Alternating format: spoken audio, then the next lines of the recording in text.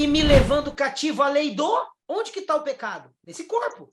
Que está nos meus. Então, cadê o pecado? As pessoas falam, aquele irmão está pecando. E você não? Você mora dentro da porcaria do pecado. Você entende como é ridículo você dizer que o outro peca? Porque você mora dentro do mesmo corpo que é igual dele. E você peca tanto quanto ele. Você já mora dentro do pecado. Você só vai ficar livre desse corpo na hora que você morrer. Então, a morte não existe.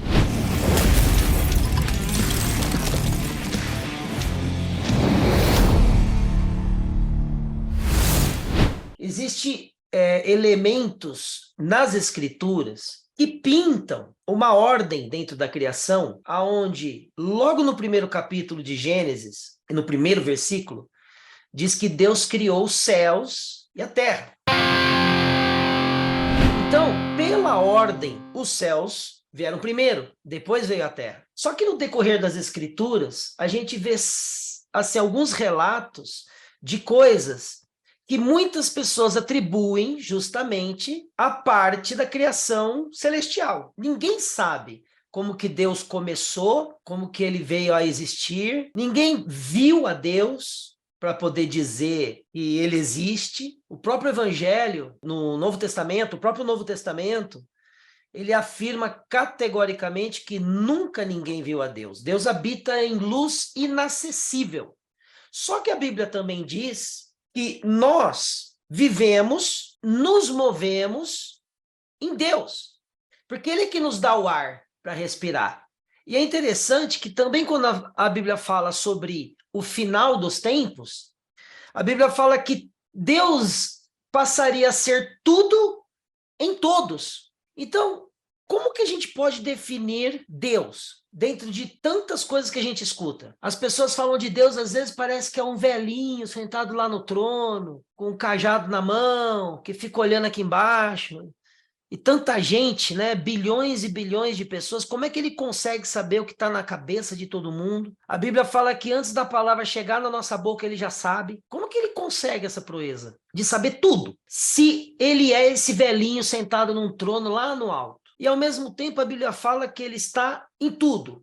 E Jesus diz que o reino de Deus está dentro de nós. E tem livros apócrifos que dizem que o reino de Deus também está fora de nós. Não é estranho? O que vem na sua cabeça quando você pensa dessa forma? Como que você definiria Deus, Kátia? Olha, professor, eu acho que Deus ele seria como se fosse uma frequência, mas eu acho que ele tem a imagem, sim, de nós também. Como ele diz que ele criou a imagem, a gente é a imagem dele, acredito que ele tenha, assim, uma formação, de alguma maneira, seja parecida de alguma maneira com nós, mas eu creio em uma frequência, que ele é o espírito, né? Muito bem, muito bem. Você sabe como é que a gente faz para saber quem é Deus? Dentro das escrituras, né? Dentro das escrituras. Porque o que eu estou querendo dizer? As pessoas têm por base a Bíblia, não tem? Tem. As pessoas saberiam de Deus se não tivesse Bíblia? Eu acho que dentro de cada um de nós, eu acho que quando a gente nasce, eu acho que a gente traz algo dele na gente. No próprio DNA tem. Eu acredito que é o DNA, né? O que livro. A gente poderia ser enganado fácil. Eu creio que ele bota os mandamentos dele dentro de nós. Eu acho que todos nós já nascemos com isso dentro, com algo com isso dele dentro de nós. Então, olha só, Deus criou o homem à sua imagem e semelhança. Onde está escrito isso? Na Bíblia, não é? Se não tivesse Bíblia, a gente saberia que um Deus criou-nos à sua imagem e semelhança? Eu acho que não. Não, né? Porque o que a gente sabe sobre Deus, por mais que a gente poderia ter nascido com essa... sentimento. Por mais que a gente sentisse alguma coisa, a gente foi ensinado que Deus existe por causa que a palavra dele está aqui, certo? E as pessoas atribuem essa palavra a ele. Agora, por que eu estou fazendo esse questionamento todo? Porque é o seguinte, você usou a palavra certa. Você falou assim, eu creio que seja assim, assim, assado. Na verdade, ninguém afirma nada. Todo mundo crê que é de um jeito. Todo mundo. Só que o que acontece? Por causa do que está escrito e por causa dos livros que existem, a Bíblia não se resume naqueles livros, né, que eu já mostrei para vocês como é que funciona o negócio. Não tem uma pessoa na Terra que possa dizer, esse livro é de Deus e esse aqui é do diabo. Não tem. O que pode ter são pessoas que falam, ó, esse livro aqui ele faz sentido dentro da sua história, e esse livro aqui parece que dentro da história narrada fica meio estranho e tal, então eu não considero, mas não que a pessoa pode dizer, ó, isso aqui é de Deus e aquilo ali é do diabo, independente até de religião. A pessoa não pode virar para uma pessoa lá que é budista e falar assim, ó, você é do diabo porque você é budista. Os budistas são um dos povos mais tranquilos que existe na face da Terra. Os caras são de boa. Não mexe com ninguém, é tudo da paz. Então, como é que eles podem ser do diabo? É meio estranho isso. Então, onde que eu estou querendo chegar com isso? Ninguém prova nada. Ninguém pode dizer nem se Deus existe. A gente só tem aquilo que está escrito. E o que está escrito foi escrito por homens.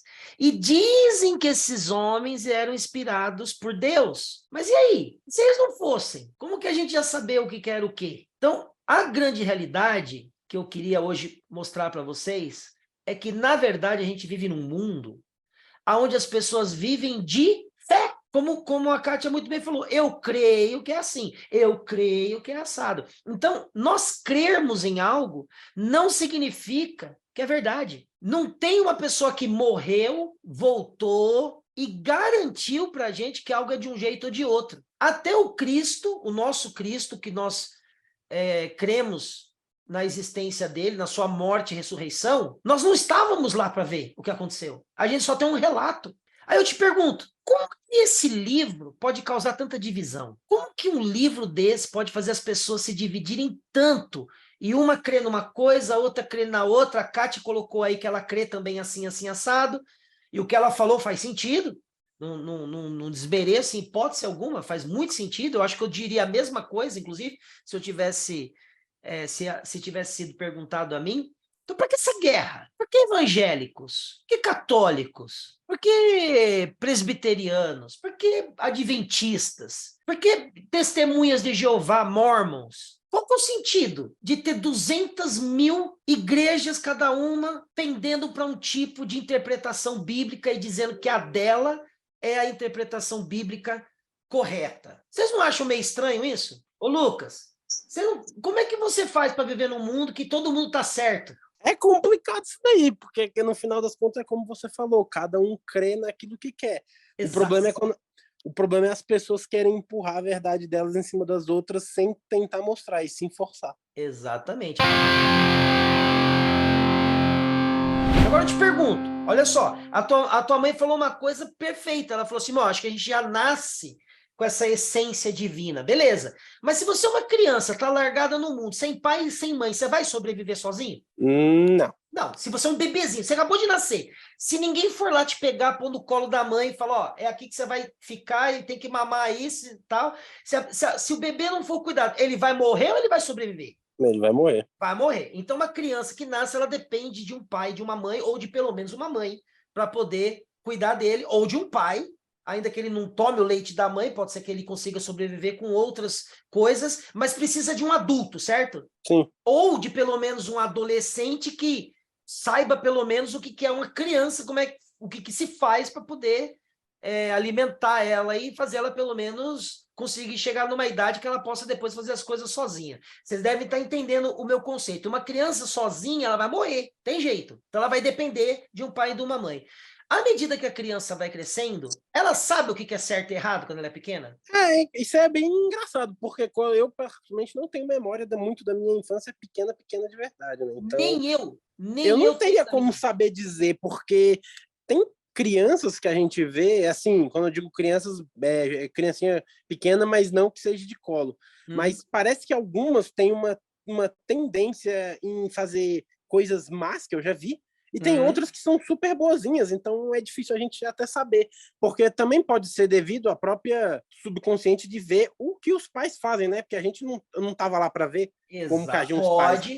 Pode estar ligado à criação já desde pequeno, certo? Exatamente. Tá, você falou uma coisa muito interessante. Você não lembra de muita coisa de você pequeno? Não, eu já O tinha que que ter uma você idade lembra? Qual mínima. que é a primeira coisa que você lembra que quando você fala, sua mãe fala, você tinha tantos anos quando você fez isso? Na verdade, minha mãe não lembra, não. Sou eu que lembro quando eu tinha mais ou menos uma média de idade.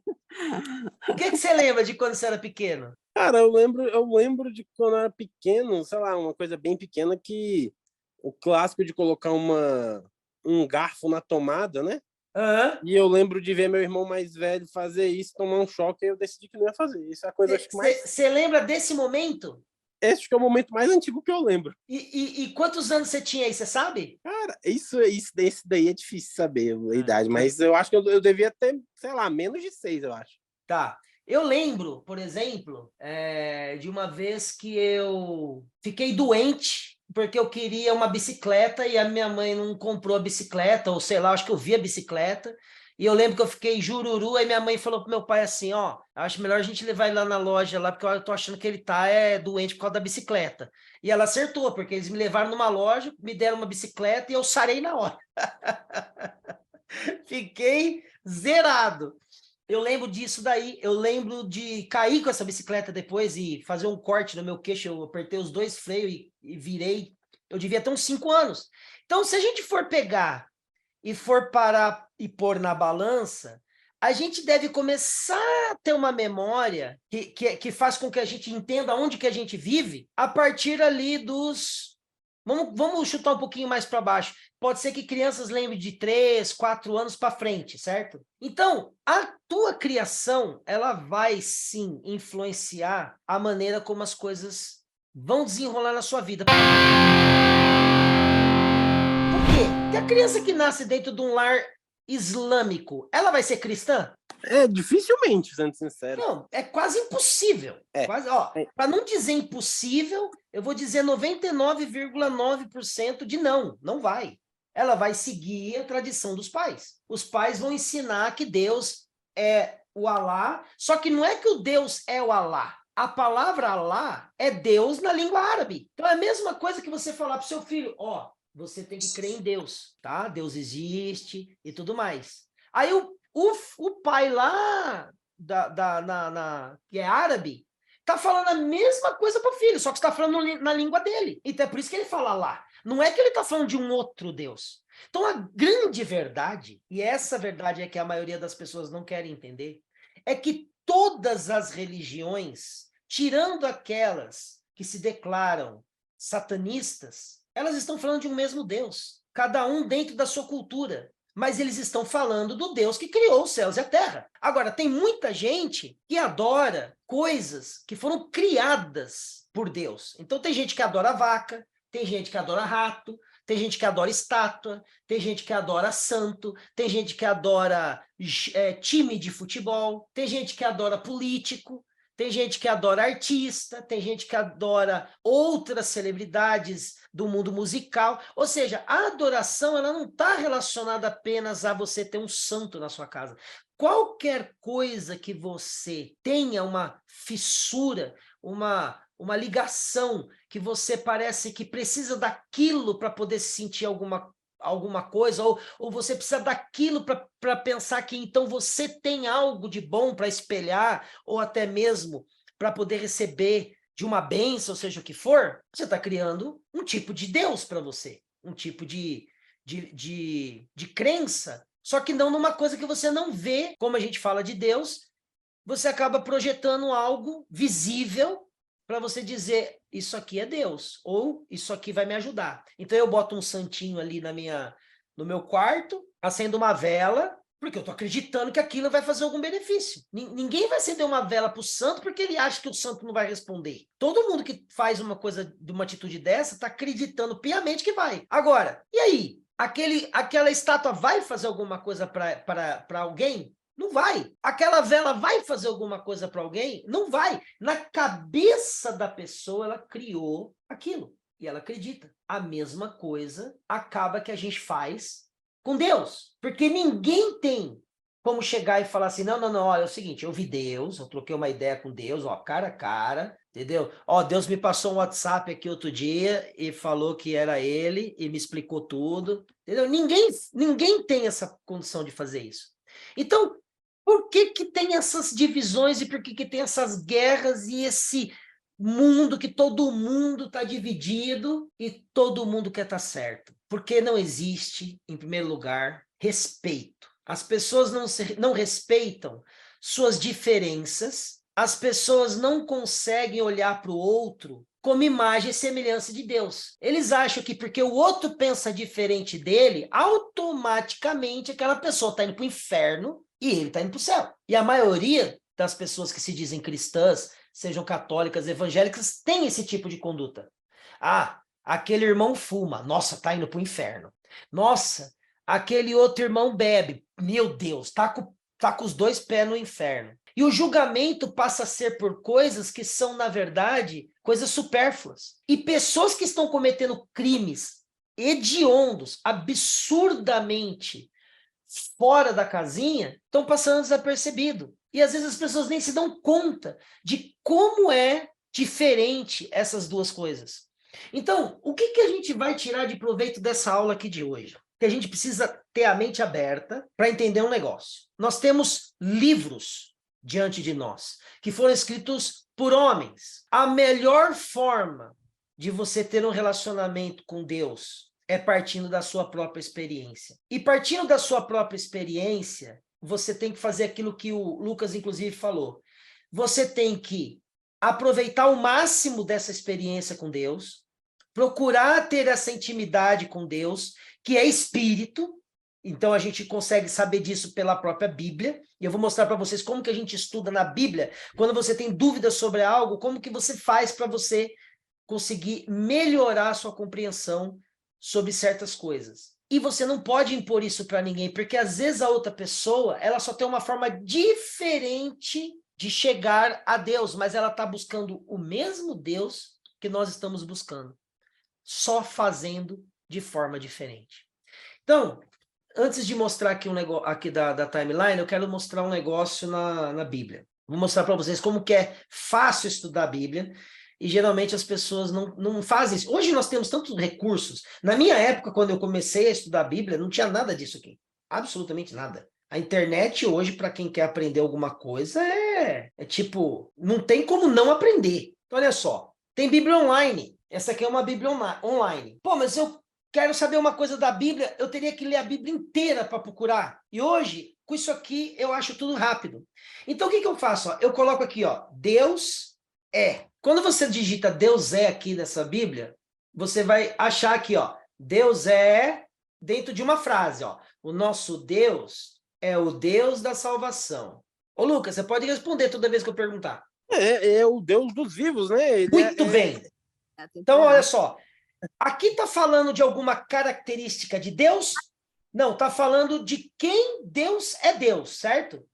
E também daqueles que, bom, quando ele é Deus dos vivos, você está implícito que ele é aquele que cuida dos vivos também, né? E aquele que, pelo menos, Sim, é o mas, meu ó, entendimento. essa que é a questão. A gente não vai entrar em interpretações. A gente vai ler a Bíblia nua e crua dentro da literalidade dela, ok? Então a gente não vai parafrasear. A gente só vai ler e interpretar o básico que está ali. Então aqui está falando, ó, Deus não é Deus de mortos, mas dos vivos. Então o que a gente pode entender aqui? Deus é o Deus dos vivos.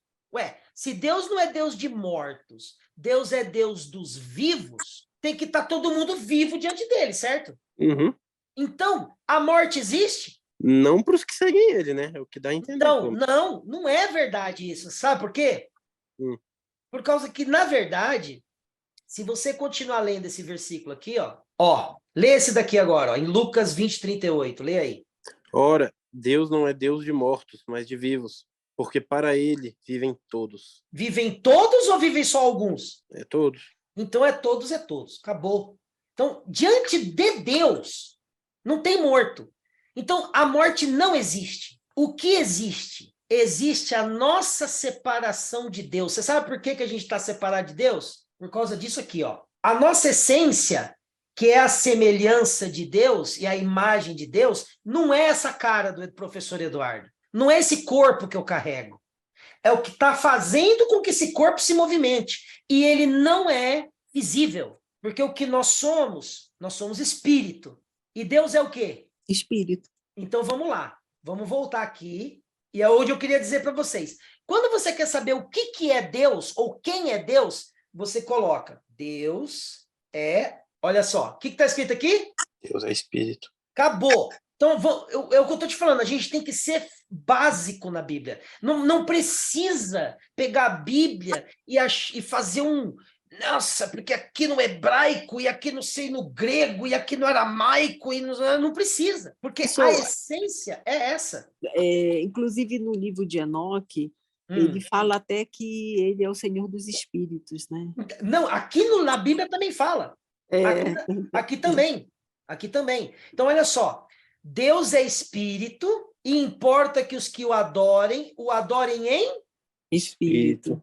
E em verdade. Então é o seguinte, se você quer adorar a Deus, não tem nada que você faça nesse mundo que possa fazer você adorá-lo, a não ser que seja em espírito, ou seja, nessa carne dá para fazer alguma coisa? A gente tenta, né? Você se dobrar lá, você se dobrou diante de Deus, né? Você se ajoelhou, você colocou as mãozinhas assim para orar. Isso, na verdade, vai mudar a forma de Deus agir? Não.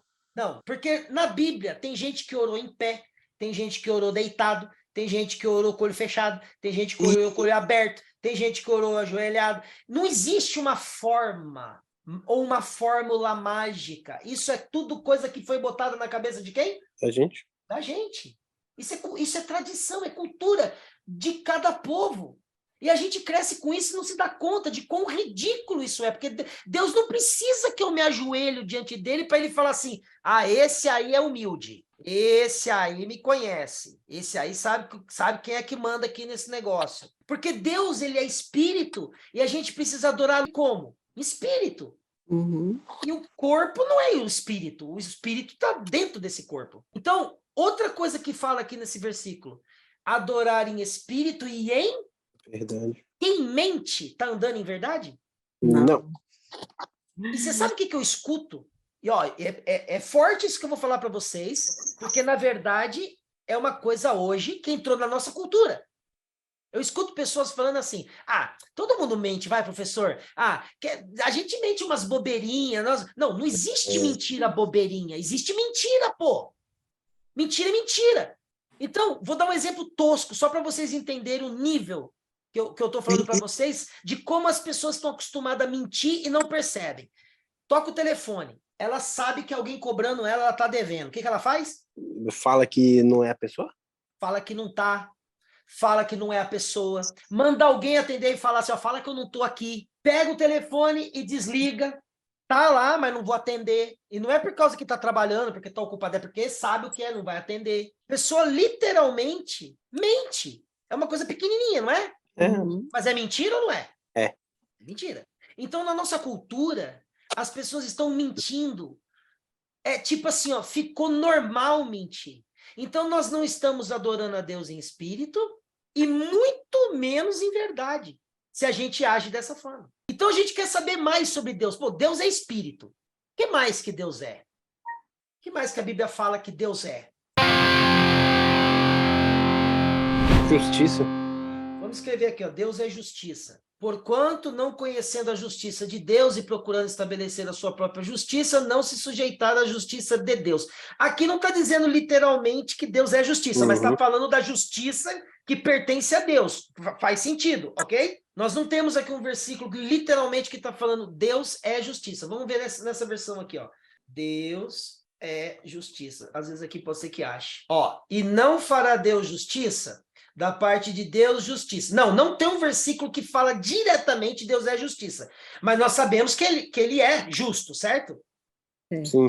Deus é justo, vamos colocar aqui. Por amor aos 10 justos, Deus justo.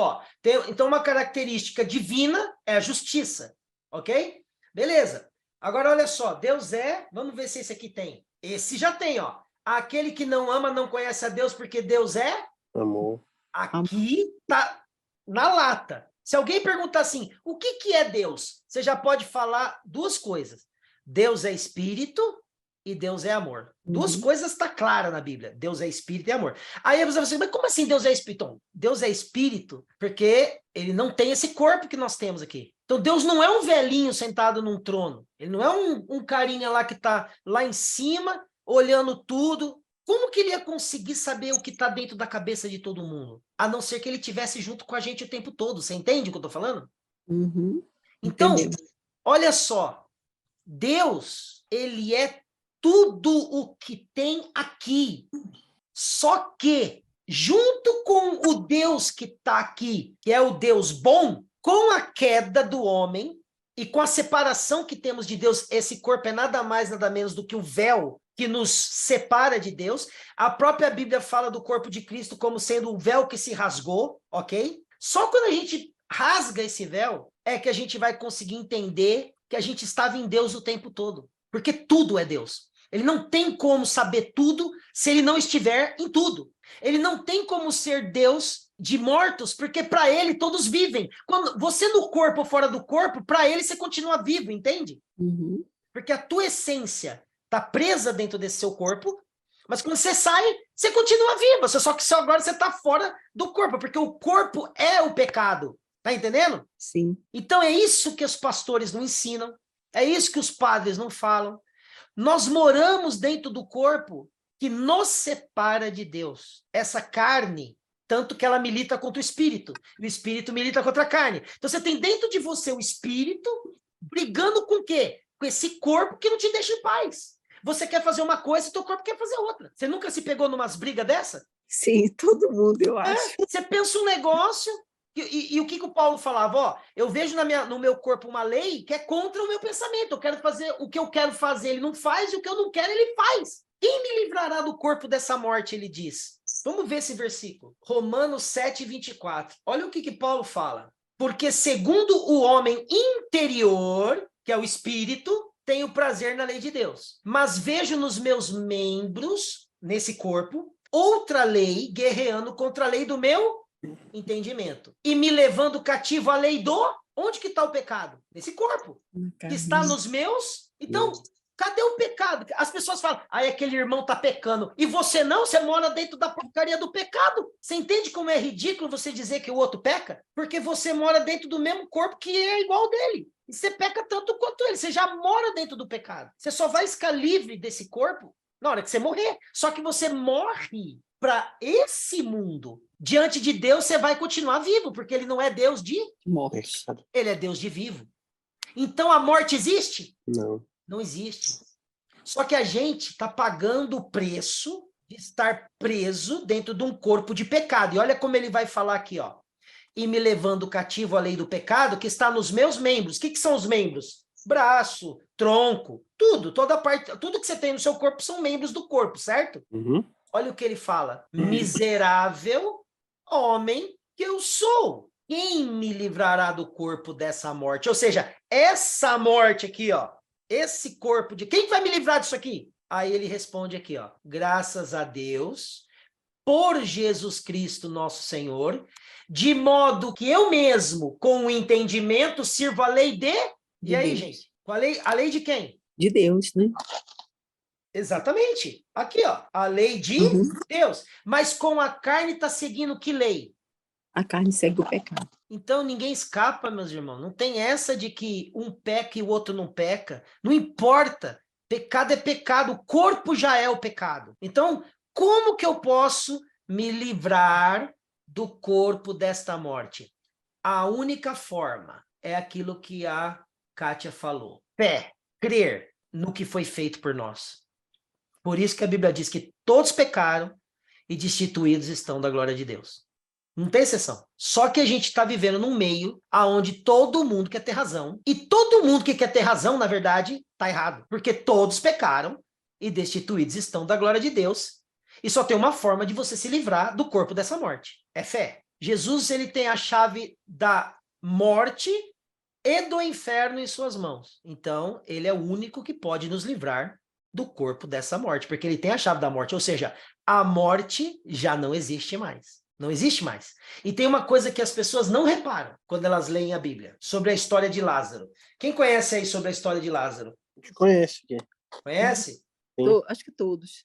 Então, todos, né? Então, É. Lázaro era aquele amigo de Jesus, ele morreu, ficou cheirando até mal, ficou 4 dias na cova lá.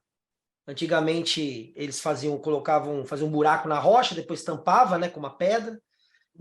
Presta atenção, quando Jesus vai falar com Maria e Marta, e a Maria está toda sentida que o irmão dela já tinha morrido, já fazia 4 dias, já estava cheirando mal. Olha o que Jesus diz. As pessoas veem só a primeira parte do versículo, nunca lê a segunda. Olha só, o versículo mais famoso que você já deve ter ouvido. Um deles, né? Além daquele: Deus amou o mundo de tal maneira que deu seu Filho unigênito para todo aquele que nele crê, não pereça, mas tenha a vida eterna, que é João 3,16. Agora, esse aqui, ó, lê alguém aí. Eu sou a ressurreição e a vida. Quem crê em mim, ainda que morra, viverá. Todo mundo fala isso, não fala? Fala. Ó, eu sou a ressurreição e a vida, Jesus falando.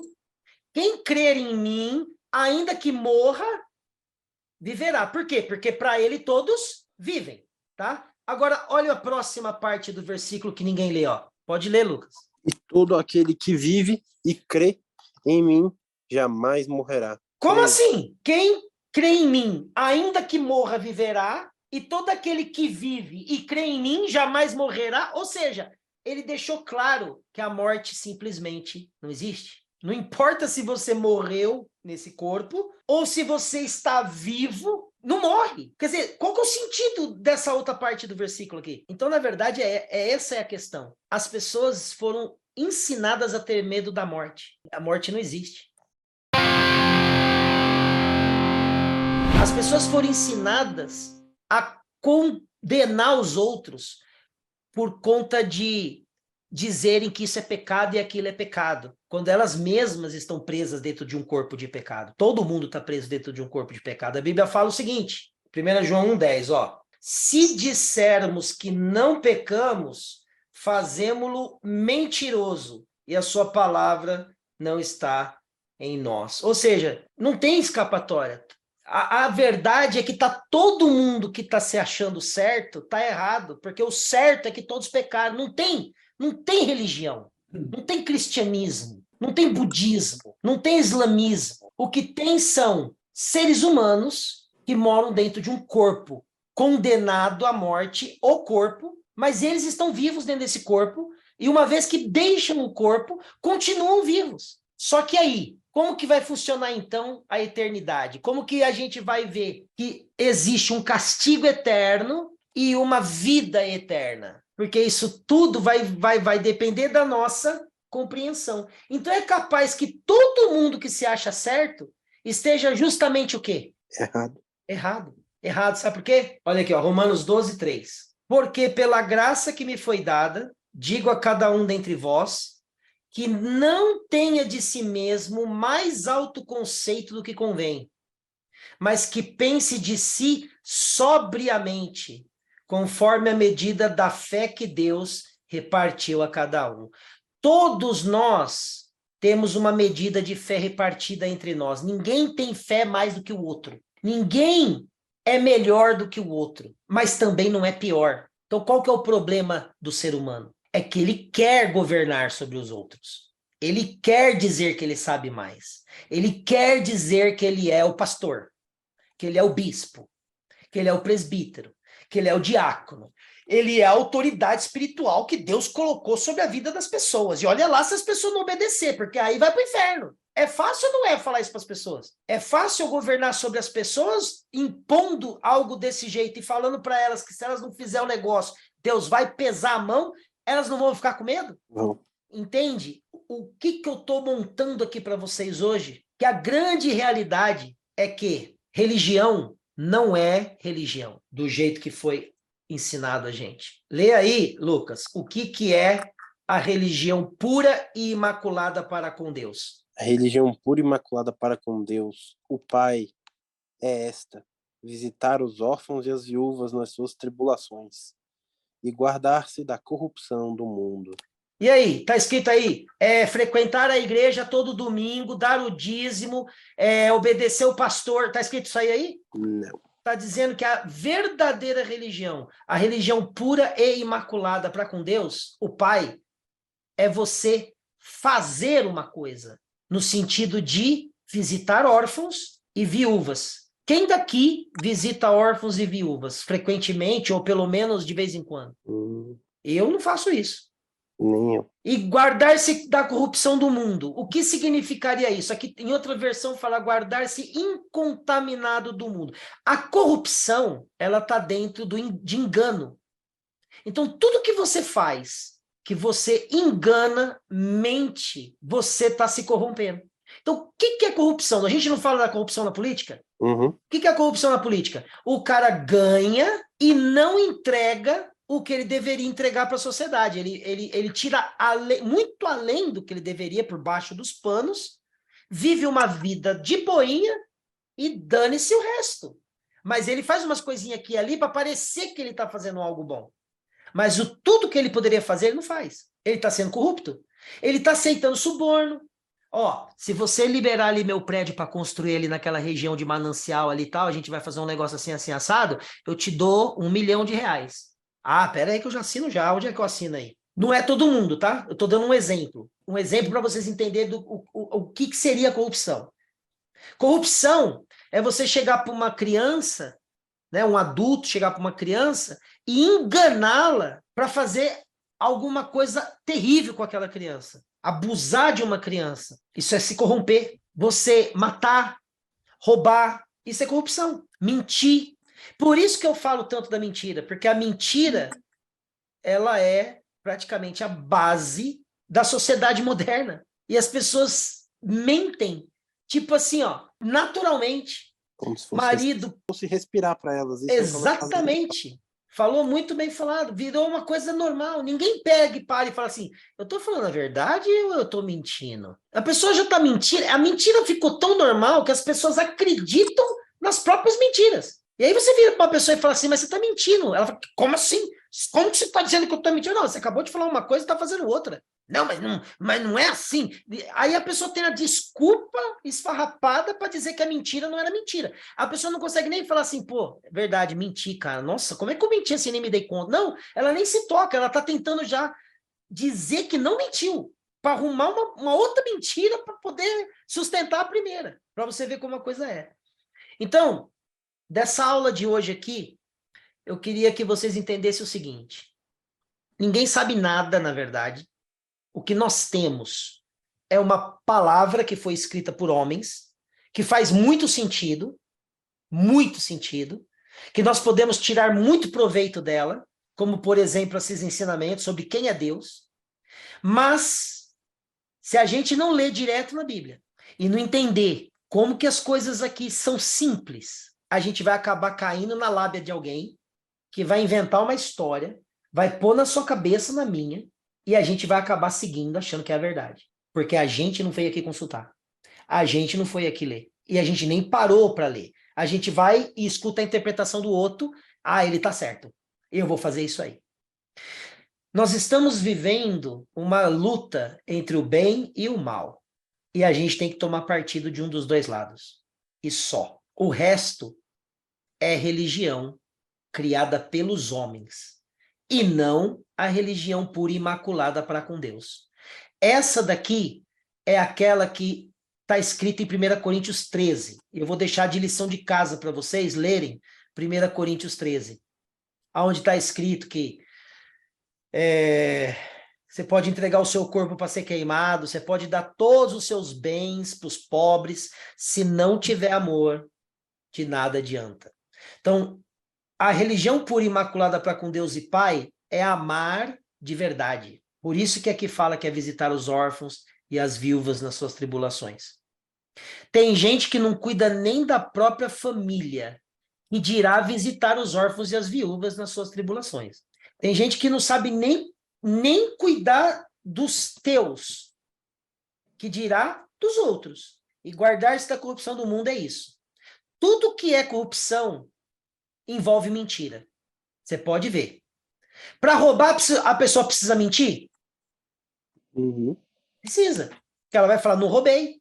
Ela vai falar, eu fui ali para tomar um café. Não, ela foi lá para roubar a xícara, mas ela não vai falar. ela vai ter que mentir. Ela não vai confessar que roubou. Então, a mentira é a raiz de tudo. Então, a gente precisa começar a parar e pensar. Estou falando a verdade ou estou mentindo? Qualquer coisa você pode mentir. E esse é um treino que a gente tem que fazer para a gente poder perceber que não adianta ir na igreja, não adianta seguir pastor, não adianta seguir presbítero, não adianta seguir nada, nem a Bíblia, se você não se conhece. E se você não percebeu de que lado você está. Porque você pode estar doutrinado sem mesmo se dar conta, num monte de mentira, e achar normal, porque nem percebe. Bom, só para concluir a nossa aula de hoje, eu vou falar duas coisinhas rápidas. Primeira, esses crentes aqui que ficavam em Bereia, eles foram elogiados. Por quê? Porque eles fizeram exatamente o que eu estou levando vocês a fazerem. Olha só, estes eram mais nobres, os de Bereia, do que os de Tessalônica. Por quê? Porque eles receberam a palavra com toda avidez.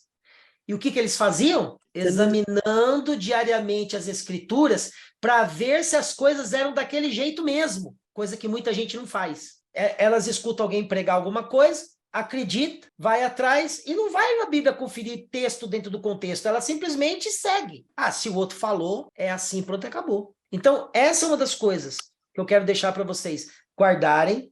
Nunca vão pela cabeça dos outros. Vocês têm cabeça justamente que é para que vocês vá pela cabeça de vocês. E ninguém precisa ser um mestre cuca ou um mestre dos magos para conseguir dizer isso aqui está certo, isso aqui está errado. É fácil você identificar quando uma coisa está certa e quando uma coisa está errada. Principalmente quando você começa a olhar para dentro de si. E a outra coisa, eu quero que vocês aprendam o seguinte. Quem é que convence o homem do pecado, do juízo e da justiça? É o próprio Criador, é o Espírito Exatamente. Santo, né? É o Ruach HaKodesh, né? João 16:8 diz assim, ó, e quando ele vier, o versículo anterior fala do Consolador, que é o Espírito Santo, e quando ele vier, convencerá o mundo do pecado, da justiça e do juízo. Então, olha só, quem convence o homem do pecado, da justiça e do juízo? O Espírito Santo. E aqui eu vou encerrar nesse próximo versículo a nossa aula, Romanos 14:12.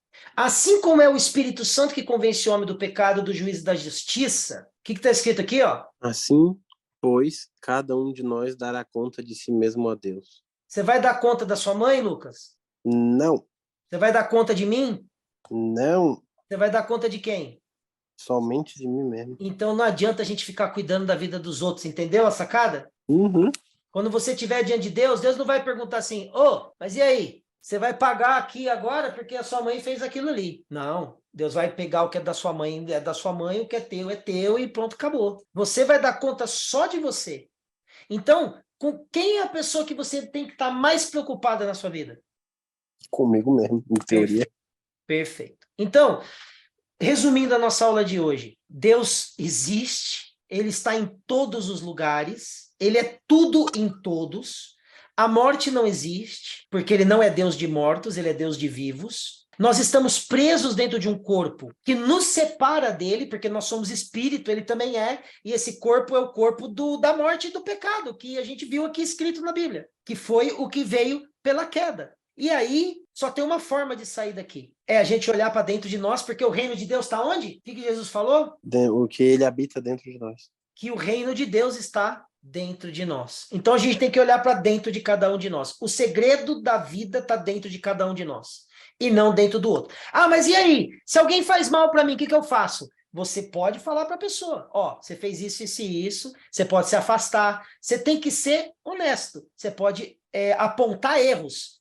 Você não pode causar nada por conta de mentiras. Mas você pode apontar o erro de alguém se você pegar a pessoa mentindo. Você pode falar assim, você está mentindo, você me disse isso, está fazendo isso. Isso, se a pessoa for sábia, ela vai te amar. Ela vai te respeitar, porque a Bíblia fala, repreende o sábio e ele te ouvirá. Mas se a pessoa for tola, ela além de não te ouvir, ela vai te reputar como um qualquer, e aí você pode simplesmente lavar suas mãos e deixar a pessoa seguir o rumo dela. Então não é que a gente não pode se exortar uns aos outros, mas a base da salvação e da nossa vida com Deus, ela está limitada apenas a nós e não aos outros. Então cada um de nós dará conta de si mesmo. Então esse período de tempo que a gente tem aqui dentro ainda desse corpo, até a gente sair dele e de fato encontrar com Deus, a gente pode viver uma vida extraordinariamente melhor. A gente pode, com a introspecção, descobrir aonde que a gente erra e mudar a nossa vida ao ponto de você ser alegre e feliz com tudo e você poder produzir ainda muito mais, porque quando você começa a fazer isso, a vida começa a trabalhar em seu favor. É incrível. É incrível. E eu vou dar uns testemunhos para vocês depois, ao longo das nossas aulas, para vocês verem do que eu estou falando.